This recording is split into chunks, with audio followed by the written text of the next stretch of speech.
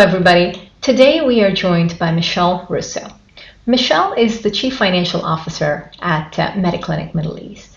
Born and raised in South Africa, Michele started her career in New York as an auditor for Deloitte and then moved to Sydney. From there, she moved over to the UK to work for a telecommunications company as a group accountant. So lots of different places, lots of different roles all over the world. Michele's first experience in the healthcare industry came from when she had the opportunity to join BMI Healthcare as the head of group reporting and financial control in London. From there, she was offered her role to work in the Middle East with Mediclinic and in leading its financial operations.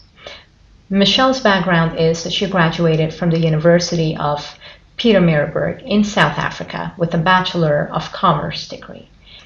Michele is also a certified chartered accountant. Michele, thank you for joining me. Lovely to meet you, Dr. Saeeda, and it's a pleasure. Absolutely. So, Michele, you've had a very, very interesting journey. You've worked across different geographies, different companies, in different roles and different industries. Share with us a little bit about your journey and what were some of the pivotal moments that shaped that journey for you.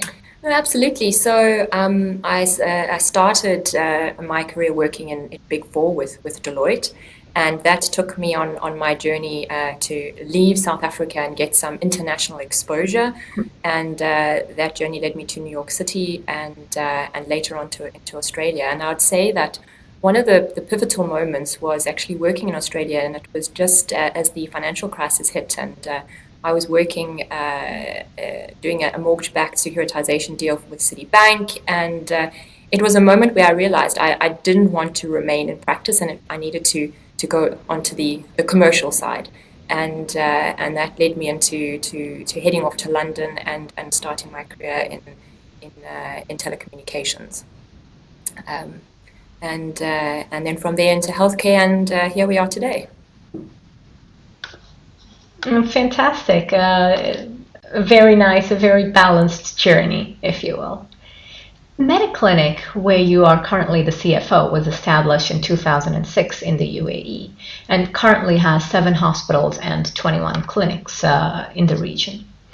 How have you seen the pandemic impact Mediclinic, especially given it is a healthcare provider? Yeah. It has had a profound impact, and like you mentioned, Mediclinic we're a healthcare infrastructure provider and services provider. So the pandemic has not only impacted our day-to-day operations, but particularly the impact on our staff and our patients has been profound. It's touched every process and every colleague across the organization, and I would go on to say that. It's basically forced an organization with a fairly conservative culture to be bold, to have to act fast, to take some risk, and in that process to succeed, and particularly to do that for our patients. Some of the examples that I can give is that in a space of 2 weeks, we had the majority of our non-clinical back office staff working remotely. We implemented telemedicine and pharmacy home delivery. We had to significantly increase our ICU capacity. We had to source sufficient PPEs and drugs to provide for our staff and for the patients in the middle of a global shortage of supply, with China shutting down, and China is such an important part of that supply chain. And of course, supporting government with all their initiatives in the face of a national emergency.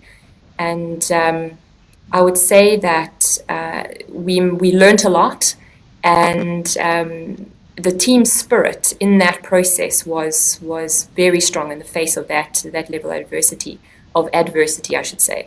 And we can see that in our client in our employee engagement scores. These scores were testament to the journey that we've been on in the last 12 months. That's very good to hear, and it's good to hear that the team spirit was intact, because one of the things that we've seen, unfortunately, over the last year is that the pandemic has had an impact on the mental health and the mental well-being of a lot of people across the world. due to many, many reasons. I'm curious, is this something that you saw at Mediclinic? And if so, what did you do about that? So this was certainly one of the key challenges that we faced and continue to face.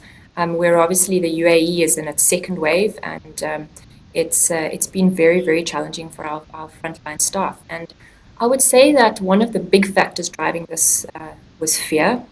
Fear of the unknown, and when this started and there was very little information available, fear for our staff's personal safety, fear for the safety of their family, and then dealing with the circumstances with limited resources available. We had a lot of our clinical staff, key clinical staff, trapped outside the country, and we were unable to bring them back in.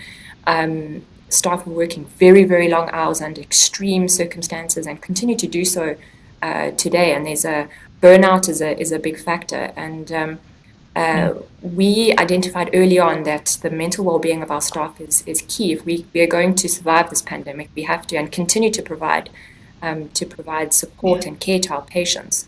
And one of the initiatives that we took was to set up wellness clinics in each of our hospitals. Now, these clinics were and are a safe place for our staff and their families to not only get clinical care in case they felt a symptom or fear of a symptom, but also just a place to have someone to talk to and have a conversation with, to discuss their fears, to discuss their day-to-day challenges, whether it's in the hospital dealing with patients or whether it's at home with their families. And I think that that initiative was very well received and utilized. And another key initiative that we took was to we partnered with a couple of hotels in the UAE and to provide hotel accommodation for staff, because especially initially, staff did not want to go home to their family of fear of bringing the virus into their families and making their families sick. And we needed to make sure that our staff were putting themselves in a position where they were feeling safe, they were able to take care of their patients and know that their family was safe. And I think that was also a very, very key initiative taken by Mediclinic to manage that well-being and mental wellness at a very challenging time. That's great. I think there's lots of lessons learned that a lot of other organizations could perhaps frankly pick from, because I agree, we see so much of this, and it's real and it's tough because it's something that's so core to who we are as humans. So hats off to you for having handled it so well. Absolutely. One of the other things that we've talked about in the past is about perhaps the difference in compensation that quite often a lot of women will feel versus perhaps some of their male counterparts. And I remember at one point you shared that you were in a role where you felt you were not necessarily valued by the organization, and that you were working too hard for what you were getting for it. How did you approach that situation?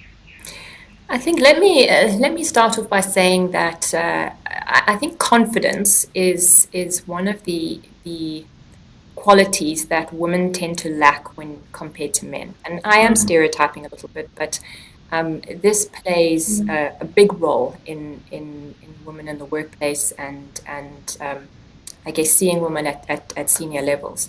And the example that I give was fairly early on in my career. And I've always been a fairly diligent, hardworking individual. And it was actually my partner at the time, who's now my husband. He turned around to me and he said, "You're not being paid enough for the work that you're doing." And I said to him, "Oh, nonsense! Of course I am. I'm working hard. I'm driving value." And then I went away and I had to think about it, and I pulled some salary benchmark surveys, and I had a look at what I was employed to do versus what I was currently doing, and the achievements I had made. And I found that confidence, and I went and I sat with my line manager at the time, and I asked the question. I supported, I backed up my claim, and he turned around and said yes. So Fantastic. I think that was a very, very valuable lesson. And it's something that I've taken forward with me. And really, it's if you don't ask in life, you will not get. And I think you can apply that to many aspects. Yeah, absolutely. You don't ask, you certainly don't get. You ask, what's the worst that can happen? Exactly. And absolutely. I think there was another story that you had shared with me at one point that I thought was absolutely fascinating. In fact, that's the story of how you came to Mediclinic. Would you share that with us? Yeah, and absolutely. I think it's really along the same lines. It's about opportunities and being open to opportunities. And opportunities don't land in your lap. You've also got to look out for them. And it's a case of we were actually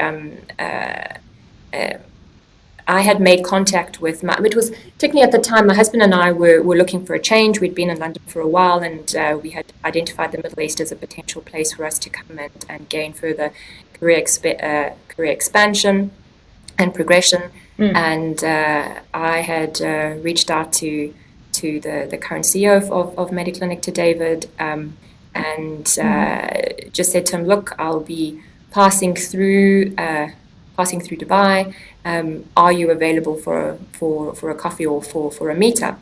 And it was a case of, at the time, I mean, who's he? Why would he want to spend some time and put the time aside to to have a coffee with someone like me? And I thought at the time, oh, no, I'm not going to do that. There's no point. But then I thought about it. What have I got to lose? The only thing he can say is no. That's it. And he said yes, and the rest is history. Very nice. Very nice. And goes back to your earlier point about confidence, Absolutely. Right? If you believe in yourself, you know what? I am somebody that David would like to meet. You know what? Chances are you're right. Absolutely. Wonderful. What advice would you like to give to some of the younger women and men that are just starting out their careers? I would go on to say, I guess, a few points of advice. Firstly, make sure you do something that gives you purpose, that you're passionate about, because you want to wake up each day jumping out of bed, knowing I'm excited about going to work, doing whatever it is that you want to do. So number one, make sure you have purpose and some passion for what you're doing. Secondly, I would say work in a team and work with people who motivate you and who grow you. If they don't, move on. Life is too short to sit in that same situation. And thirdly, I would say, which is really, for me, the most important, is that you are responsible for your career, not your line manager, not your boss, not your colleague. You are responsible for your career. And you need to be able to look at the gaps in your skill set. You need to look for the opportunities. You need to sit down with your line manager or your boss and have the conversation about what is it that you want. And together, you don't have to be able to put the plan and know the opportunities that are available, but at least show the initiative and work together on a plan with your line manager. And it's amazing what you can achieve.